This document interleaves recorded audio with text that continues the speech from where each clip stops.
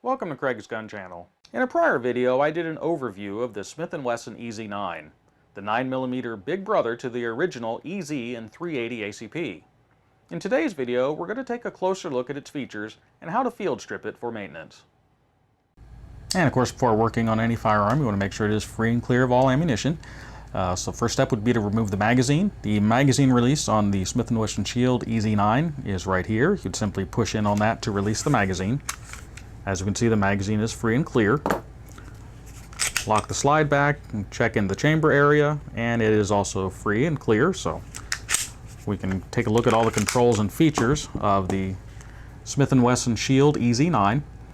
As I already mentioned, this is the magazine release here. You can simply push in on that to release the magazine. That can be swapped around to be activated from the other side. It is a single action trigger.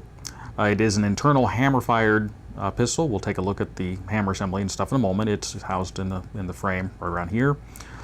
This is the disassembly lever used to disassemble the firearm. It has front rails here for mounting of any type of accessories, light or laser. This is the slide lock that locks the slide back on the last round.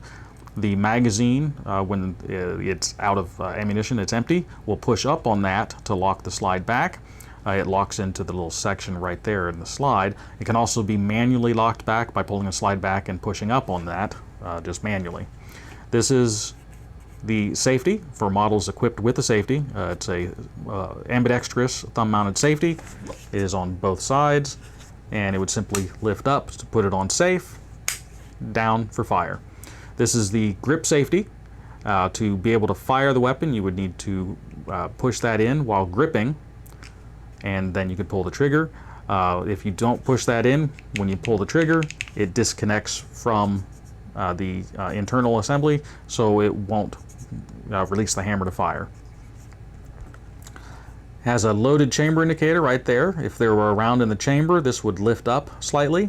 It's visual, and you could also then feel it. Has a front dot sight. This one has two rear dots.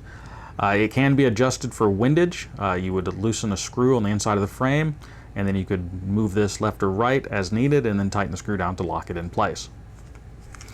And that's pretty much it as far as the controls and features. So we'll go ahead and take a look at disassembly. So first thing you want to do would be to remove the magazine. So simply push in on the magazine release. That releases the magazine. We'll set that aside.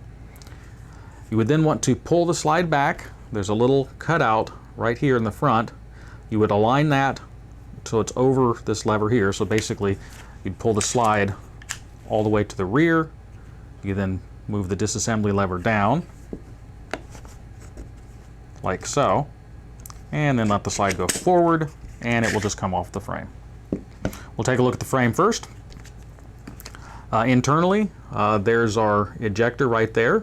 When the slide comes back, that would hit the back of the cartridge case and pop it out of the top of the slide. Here's our hammer right here.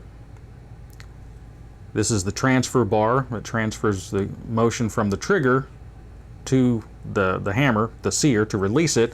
And as you can see, you push the trigger, it just moves that lever back and forth. That lever has to be raised up to engage the sear to release the hammer, and pushing in on the grip safety raises that. That also raises this lever right here, and that engages this little lever right here in the slide, and that is a firing pin block. So if this is not gripped so that this little lever is in the down position like it is right there, this will not be pushed up. This would have to be pushed in by that lever to be able to release the firing pin to be able to fire the weapon. So that would be pushed in, or pushed down, I would say, like that, and that would allow the firing pin to work. We'll take a look at that closer in just a moment. This is as far as you'd want to disassemble this. Now, it is a polymer frame. It has metal rails on the front and the rear that engages the slide. This is as far as you'd want to disassemble it. You can get access to everything here to clean it out. It has internal frame sections that are fitted with special tooling in the factory to put it in the frame. trying to disassemble this any further would just damage the components and make it unsafe or inoperable. So, as I said, this is as far as you want to take it down. You would want to just basically wipe everything down, clean it out, and that's as far as you'd want to go with that. On the slide itself, we have our captive recoil spring right here. To remove that, you would simply push in on it just very slightly and then lift up. Just like that. It comes out. The barrel right here achieves lockup in the slide with those shoulders, square shoulders. They go into the opening there on the slide. That's what locks it in place.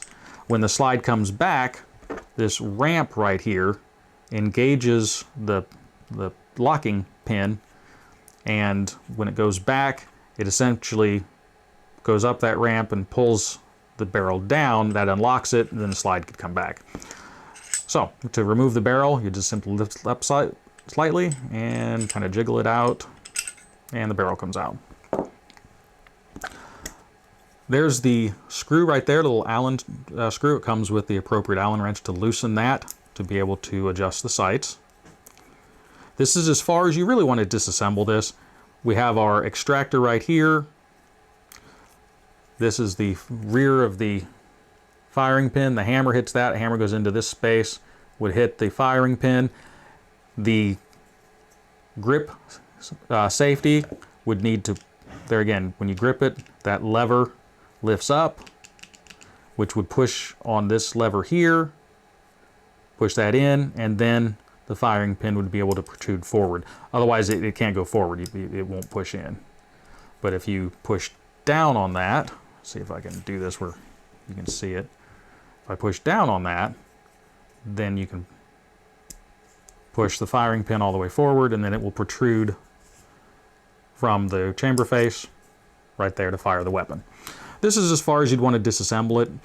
There again, same reason. Any damage to any of these components would make the firearm unsafe. Also, at this point, you'd be driving pins out. There's a pin right there which holds the assembly in place there, and also holds the firing pin in. So you can get access to everything to wipe it out and clean it out. And so that's pretty much it with that. Reassembly is just reverse order. Put the barrel in, and then slide it to the rear, so it goes into the opening there, and that locks it in place. The recoil spring, the little rounded part goes in the front. It's not completely round on the back. You'd want to put the round portion on either side into a little saddle that's right there on the barrel. So put the front there, and then just push that forward a bit, and we'll put it in place. It has the two flat sides. They need to be mounted perpendicular like that, with the rounded end up. You would then align the rails on the slide on either side with the rails on the frame.